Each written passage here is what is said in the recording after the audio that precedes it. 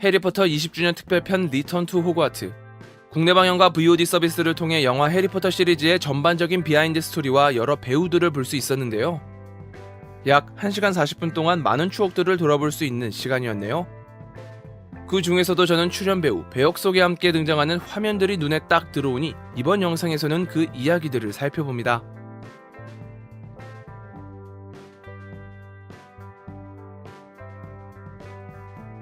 헤르미온느 그레인저 역을 맡은 엠마 왓슨의 화면은 나무줄기입니다. 나무줄기는 헤르미온느의 지팡이를 떠오르게 하는데요. 호그와트의 대표적인 우수생인 헤르미온느. 혈통을 중시하던 몇몇 마법사들의 편견을 넘어 머글 태생으로 최고 권력인 마법정부 총리직까지 역임하기에 마법사의 상징인 지팡이는 특별하게 다가옵니다.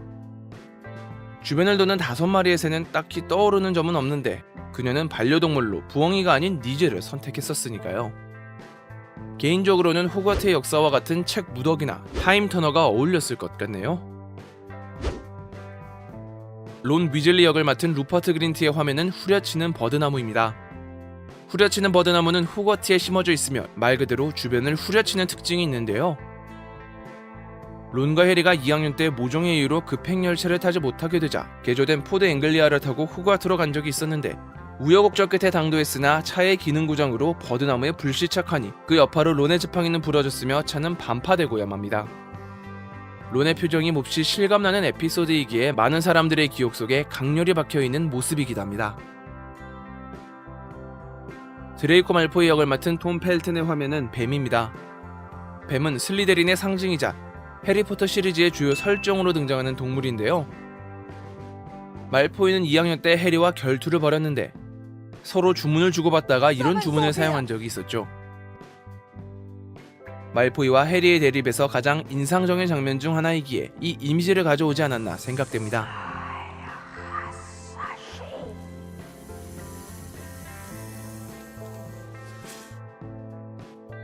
지니 위즐리 역을 맡은 보니 라이트의 화면은 리들의 일기장입니다. 리들의 일기장은 볼드모트의 영혼 조각에 담겨있는 호크룩스 중 하나로 루시우스 말포이가 몰래 지니의 물건 속에 집어넣으면서 가지게 되었죠. 그 사실을 몰랐던 지니는 그 일기장에 주변에 있었던 일과 해리포터에 대한 마음을 적었고 믿을 수 없게도 일기장은 지니의 마음을 이해해주며 환심을 얻어냈습니다. 리들의 정체는 다들 아시죠? 일기장에 감화된 지니는 자신도 모르게 리들의 조종을 받아 비밀의 방을 열게 되니 그녀가 해리포터 시리즈에서 주요 인물로 다뤄진 첫 사건이 되었습니다.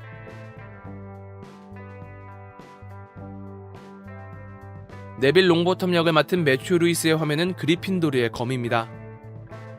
그리핀도르의 검은 호그와트 설립자 중 하나인 고드릭 그리핀도르가 사용하던 검으로 진정한 그리핀도르만이 사용할 수 있는 것으로 알려져 있습니다. 해리 역시 이 검을 사용해 바실리스크를 무찌른 전과가 있죠. 여기서 진정한 그리핀도르란 기숙사의 상징인 용기를 실천하는 자로 그간 네빌은 겁이 많고 소심하며 무언가를 잘 잃어버리고 어리버리했었는데 해리가 죽은 것으로 알려진 상황에서도 볼드모트에게 외치는 말을 통해 그 역시 그리핀도르의 한 사람임을 보여줍니다. 마침내 호크룩스 중 하나인 네기니를 베어버림으로써 그리핀도르의 검은 네빌의 용기를 보여주는 대표적인 상징이라고 할 수 있겠습니다. 루비우스 해그리드 역을 맡은 로비 콜트레인의 화면은 거미 아라고그입니다. 아라고그는 신비한 동물사전에서 규정한 위험 등급 최상인 아크로멘투라로 해그리드가 호그와트 재학 시절에 기르던 동물인데요. 때문에 해그리드는 퇴학당했지만 아라고그는 학교 근처 금지된 숲에서 자라게 됩니다. 이는 거인 혼혈로서 억센 체격을 가진 그의 특성을 보여줍니다. 일반 사람에겐 위험한 동물도 그에겐 귀엽게 보일 수 있는 관점인 것이죠.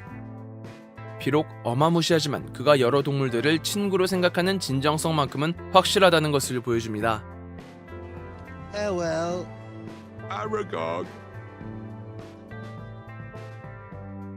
볼드모트 역을 맡은 랄프 파인스의 화면은 딱총나무 지팡이입니다.